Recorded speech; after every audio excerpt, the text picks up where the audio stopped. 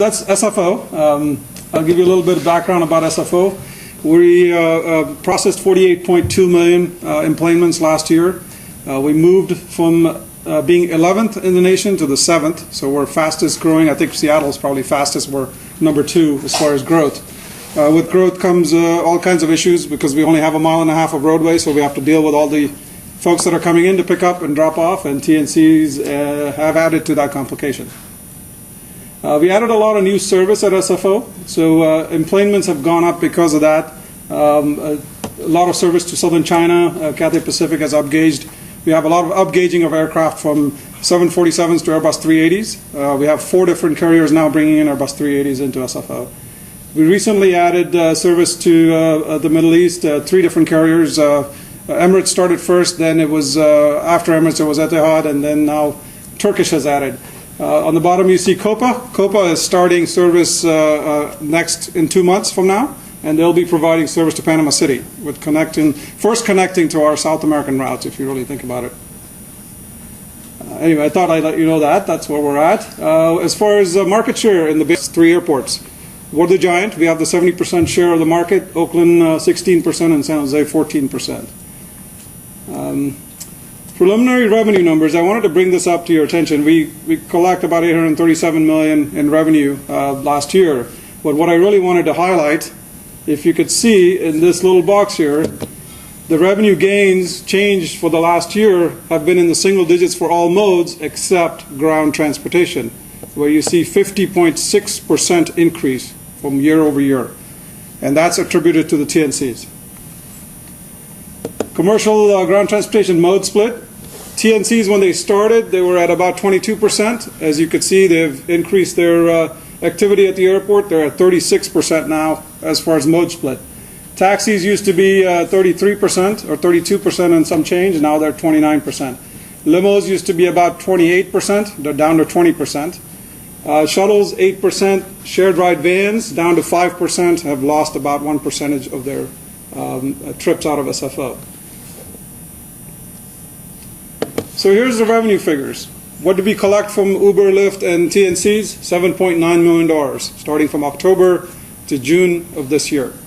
That's what they've paid into trip fees. Taxis is the next highest, which is $4.9 million. But the revenue collection is slightly different. Taxis, we only collect revenues for pickups, not for drop-offs. TNCs, we collect revenue for pickup and drop-off. All the other modes is pickup and drop-off. So anything that's regulated by the California Public Utilities Commission, we collect for pickups and drop-offs. We use an AVI system for all the other modes. For TNCs, we use our ABCT app that we've created. So here's the app. In April, I went through the app process. Some of you were there, and it showed you how we track vehicles on airport property. I have a short video after this that'll show you how we do it. But the app has been instrumental not only in collecting our revenue, but also enforcement, to use it for enforcement to catch vehicles that are dwelling, staging, and in wrong places. If you can press play. Thanks. Airports face some unique challenges in the integration of transportation network companies, or TNCs, into their existing ground transportation model. There's an immediate need for good trip tracking information, for billing verification, roadway planning, and enforcement activities. It's a need that's more unique by the fact that it involves private vehicles used intermittently for commercial purposes, operated by drivers who make work for multiple companies. At SFO, these challenges were addressed through the creation of a tracking system for TNCs. This system is now available for other airports to use, thanks to a licensing agreement through the American Association of Airport Executives, or AAAE. Here's how it works. TNCs already use their mobile app to broadcast the vehicle's location to potential customers. As part of the permit with the airport, TNCs agree to supply similar information to the tracking system. The airport then defines the geographical boundary of the area where TNC vehicles are to be tracked. Anytime a TNC's vehicle enters or exits the boundary, or picks up or drops off within the area, the TNC sends a notification to the tracking system.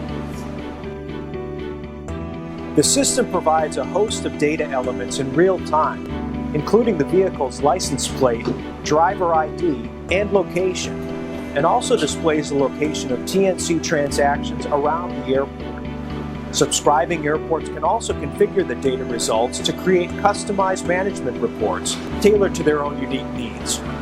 This combination of information is especially useful for enforcement activities, allowing officers to verify that a TNC transaction is being properly reported and is following all rules and regulations. So the TNC tracking system is really an essential tool for landside planning and operations. It gives us a way to effectively manage these new business models.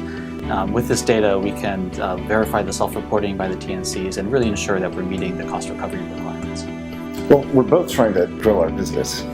And frankly, we don't want to have to reinvent the wheel for every airport that we go to across the nation. So having an industry-leading standard really is a win-win both for TNCs and airports. The app-based transportation tracking system developed by SFO is now available for airports across the U.S. For more information, please contact the AAAE.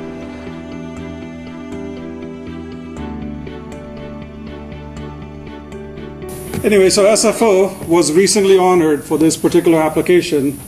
Best of California Award was given to SFO for creating a best in-house developed application. So SFO was recently awarded for that, August 13th. Trip fees, I just wanted to talk a little bit about that on taxis and where they've been.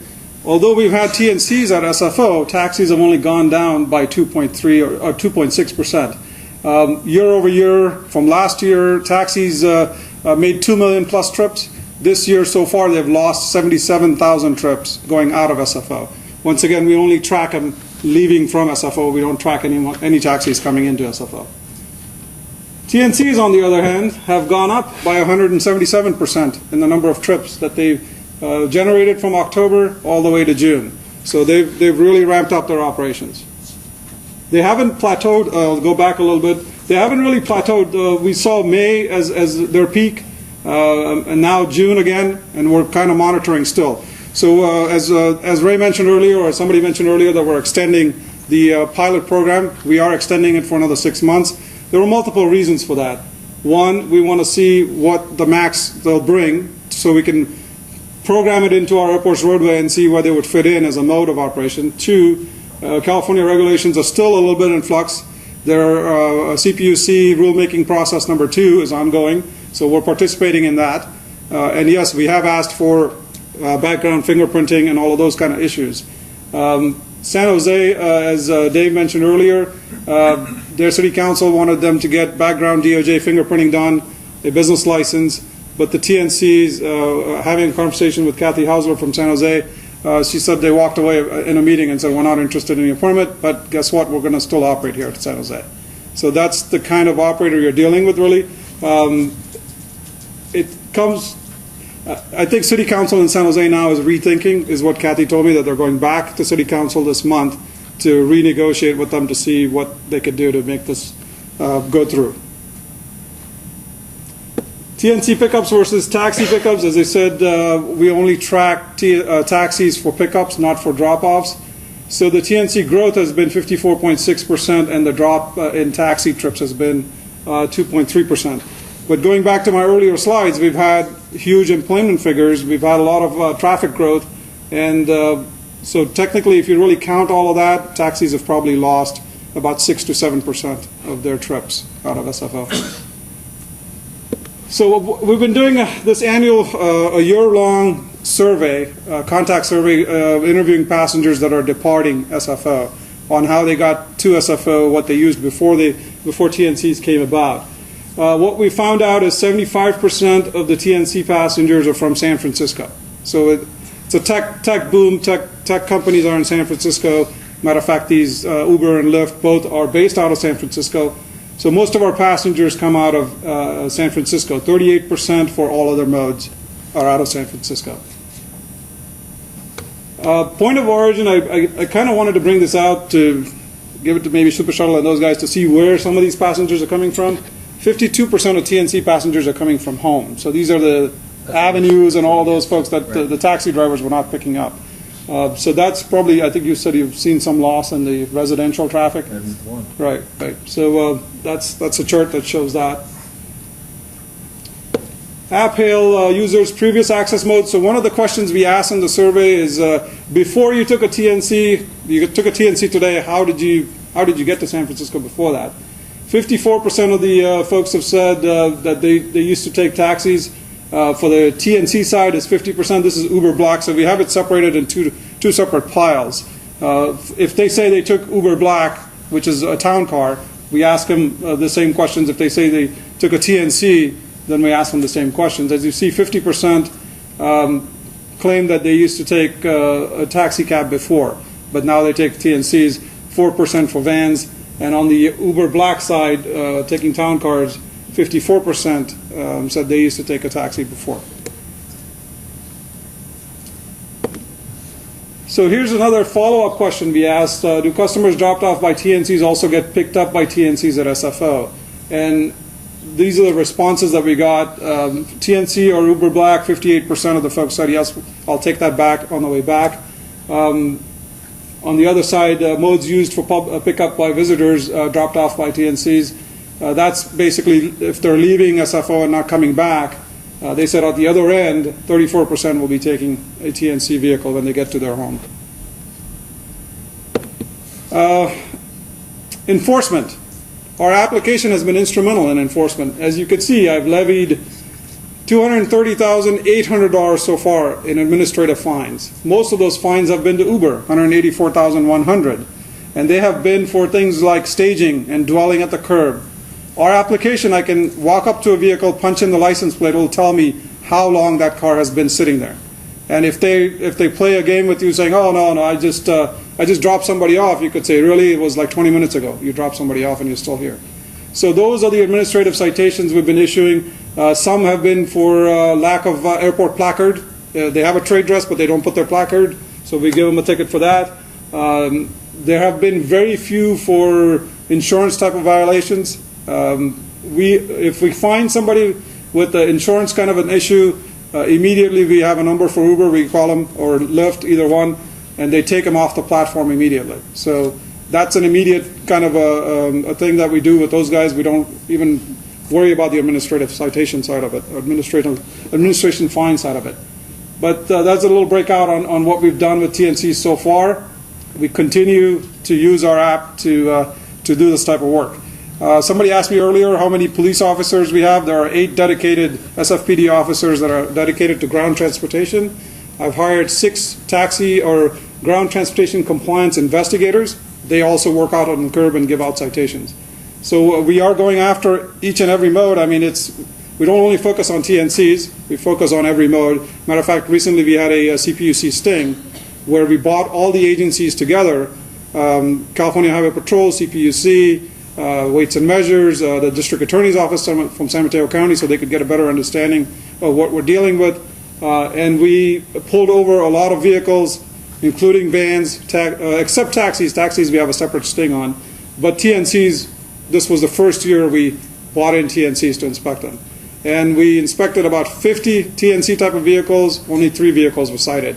One was cited for not having a license plate on the vehicle, even though the guy had a license plate for his car. The other one was cited for having completely tinted windows all the way around. California does not allow that. And the third one was cited for not having a driver's license in his possession. So those were the 3 citations that were issued. So you're in review. So far we have 4 TNCs that have signed up. They're signed up for our permit. UberX, Lyft, Wings, and Sidecar. Sidecar, we met with them last week, all 4 of them. Sidecar is moving away from this business, and they're getting into more of a delivery kind of a business rather than providing passenger service. But they're still dibbling a little bit into it. Sidecar is just anecdotal. They signed a agreement with a company called Meadow for marijuana delivery, for medical marijuana delivery. So anyway, they're trying to venture into these different areas, and immediately we had to write them a letter saying you will not deliver any marijuana on airport property as soon as they did that. So SFO is extending the pilot program for another 6 months so we can collect more data and see where these regulations are going. and to determine an area where this particular mode would operate. Currently, we have them restricted to the upper level, departure level only. They pick up and drop off at the departure level. They don't show up at the arrival level because they know as soon as they do, they'll get a citation. SFO is in the process of exercising the audit feature of the permit. Uber was given notice right before I left. We sent them a notice saying, get ready, you're going to be audited by the city. And now the city's auditor, controller's office sent them another letter right before I left as well, saying, we are planning on an audit, we're coming on this day, pull all your books out and let us know how many trips you did at SFO and what did you pay us. So they are going to go through an extensive audit. The ABCT application. I know a lot of airports are in negotiations with these companies and they're always saying, oh, we don't want to do what we're doing with SFO. Believe me, SFO's application is instrumental in enforcement. SFO's application caught $19,000 worth of underpayments from one TNC alone. The first month we caught them, the following months everything was correct. And they were not missing any trips. So it is valuable. It gives you live data. We keep all the data that it gives us. So when they submit a self-reported invoice saying, here's how many trips we did, we audit it and say, is that true or not? And we found one company gave us less trips. Obviously, they said it was a glitch in their system when we wrote them a letter.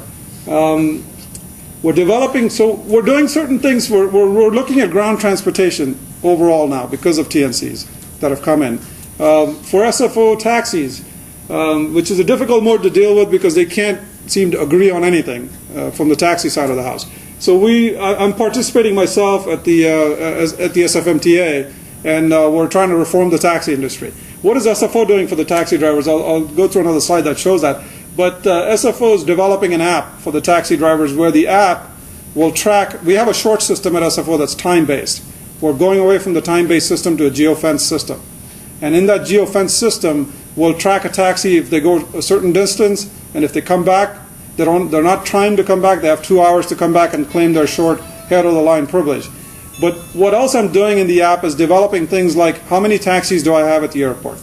How long does it take a taxi to get out of the airport's queue today? Are there any late flights coming in? And if they are, what are they and what terminals they're going to be at? So we're empowering the taxi driver to decide if they want to come to the airport, not come to the airport, and where we are with that. As I said, I'm working with the MTA to reform the committee that they formed, and I'm participating in that committee. We're evaluating all existing modes to see not only just how they fit into SFO, but how are we billing them for these things. Shared ride is a mode that we're looking at now. We've had three different attempts of RFPing the shared ride mode. Unfortunately, we've failed because of our commission has not approved them, but we're going to go at it again. So we're definitely going to put another RFP out and try to move that mode forward again. We're participating in the CPUC's phase 2 of the rulemaking process. Every time they come up with the rulemaking process, we're there, front of the line, trying to tell them what we think should be the regulations for airports and California in general. Regulations are still in flux, as Dave mentioned. There were a host of bills, and these guys have a lot of lobbying power. They try to water them down or defeat them before they even get to certain points, and that's the challenge we're facing. I mean, if you're dealing with a company that just received $1 billion from Microsoft for venture capital funding. So that's the type of folks we're dealing with. They have lots of money, and it just sometimes becomes difficult. So here's the taxi app. This is just a screenshot of it. But the taxi driver will get to see red, yellow, and green. So it'll tell them if it's green, that means it has a lot of space, you can come on in. When it gets to a certain point, it'll go to yellow, saying, okay, we only got 50 spaces left. You're coming all the way from the city. You may want to stop, not turn around and just work in the city rather than coming to the airport. So we're trying to do that. How many taxis are each terminal? They're going to find that out. What's the fastest moving terminal? They'll get that information. And a host of other information, such as, I'll go back here for 1 second. If you look up there, if they click on flights, it'll give them what are the delayed flights for the day, which terminal they might be coming in. So it empowers the taxi driver to decide if they want to come to the airport or not. And really, we have our own motivation for this because congestion has become a big issue. Taxis, I have 450 spots. I just added another 60 to that to make it 450. But even with that, we see backups during peaks. They're backed out onto the roadway trying to get in. We turn them around, say leave the airport. There's not enough room. There aren't enough flights coming in. You won't be needed. all they do is circle the airport and come right back. So to stop all of that behavior, we're creating an app saying you better look at the app before you come here. We're working with the MTA to put rules in place saying if the app says it is red and a taxi driver still decides to come to the airport, we'll have administrative fines for that particular taxi driver for congesting the airport so bit. Lessons learned and recommendations. Well, this is a new business model, right? I think I presented that in April. You can't really treat them like a traditional model. They're using technology. They're doing all of these things to change things around. You have to remain engaged. Engage with the company, engage with the legislature to make sure that the right laws are passed to address this mode. Customer experience. I mean, customers are demanding this mode. It's very difficult for an airport to say, well, you can't have this service here, when the customers are saying, I want it. As you saw in one of the slides, 75% of San Francisco customers want this particular service. So it's difficult to say, hey, we're not going to give you a permit, don't come here, especially when the CPUC has authorized them to be a valid mode. Manage the impact curbside operations, which is what we're doing. Enforcement is key, really, because you have private motorists that are driving a little bit for commercial, a little bit for private. You really need to have that ability to walk up to a vehicle and find out of what particular mode that they're operating under. And we have seen entrepreneurs with will come in with a mustache, will come in with a U for Uber, they'll have a sidecar thing on them, they'll have 3 applications open in their car, every single one is open. But if my enforcement officer walks up there and punches a license plate, it'll show they're working for all 3 companies. And guess what? All 3 companies get cited because the guy is dwelling at the curb. So that's what we're using the tools for there. Self-reporting is really not the answer. As you saw, we saw them under report. So the best way is to have real live data, to track them, and to have the information available so you can audit afterwards, and which is what we're doing next. What's the airport doing next? A toll road, right? I'm future-proofing my roadway. At the moment, we're finishing up a GTMS project with IBI and TransCore, and we're adding license plate recognition readers out onto the roadway. So eventually, when I get the green light, that may be the next thing we'll do, saying everybody pays to come to the airport. It's not just ground transportation operators. So that's something that's talking to the director is a political challenge at the moment. So he's saying, let's take it easy and see where we go with this next. But we are future-proofing the roadways. Every single lane coming into the airport will have a license plate recognition reader. Our Golden Gate Bridge in San Francisco has gone to video tolling, so which is something that we may end up doing if we get the green light to move forward. I shared this slide last time, but then I told Ray to take it out because Morgan Stanley is the early author of this slide, and my attorney still feels that I shouldn't be sharing this slide because Morgan Stanley is there. But I said I gave him credit. It says on the bottom where the source is. Really, we're in a shared economy at the moment with TNCs. What we're worried about and what other folks are worried about also is the shared autonomy, and then the owned autonomy, which is the autonomous cars and how do they get to the airport, how do they get out of the airport, how do you cite a vehicle, how do you bill a vehicle. So if you make your roadway a toll-proof roadway, it doesn't matter if it's an autonomous vehicle or whatever vehicle, they're paying to come in. And yes, it will have an impact on our parking revenue because SFO collected $100 million last year in parking revenue. If this goes through, and which we think in the next 3 to 4 years, maybe 5 years, this is going to happen. You have Uber, you have Google, and you have Apple and all of these companies that are testing these concepts out. It'll be pretty easy to say, drop me off at the airport and go home. And use the garage door to open the car or whatever that's programmed into the car to park the car again. So we are looking at that. We're looking at regulations on how we're going to deal with this type of stuff, and that's why I'm future-proofing my roadway for a tollway kind of a system. Anyway, it's many slides from me. Sorry, didn't want to bore you with it anymore. Any questions? Or Ray at the end? I think Let's take one question now. Sure. We're going to have to do it. Go ahead, Moss. How do you track the cab drivers? How do you know which cab drivers are allowed to come to the airport, which is not allowed? So the only taxi drivers that are allowed to participate at SFO are San Francisco taxi cabs for the on-demand program. But you could still have a pre-arrangement with your town taxi, your local town taxi, to come and pick you up. In the new system that I'm building, the GTMS system, those particular taxis will also pay a fee. So they'll have to go to a pay-on-foot station, stop, get a receipt saying they're paying for a trip. Then they come up to the Center Island curb to the front of the queue where the passenger is waiting for a pre-arrangement, and the driver shows the receipt saying I've paid, and it goes into the system as a revenue collected. But San Francisco taxis are the only ones that are allowed to participate, and the way we'll track them and have a good ability of what the supply and demand is at SFO is through our GTMS system and through our application. So through our GTMS system, we'll have raw numbers on how many cabs are at SFO because we have a smart card-based system. So when a taxi pulls up, the ABI reader will read the cab saying cab number 901 is here, and Moss is sitting in there because Moss is presenting his card. So that's a record. But for the short system, the requirement is going to be that every cab driver have a smartphone. They all have smartphones anyway. Most of them do. But if you want to claim a short, you have to have a smartphone. And all three records have to match when you come back to the airport again. So when you present yourself again, the IMEI out of the smartphone, the taxi's ABI system, and the smart card, all three have to match for you to say, okay, I didn't leave the geofence. I'm still within the geofence. So that's how it's going to work.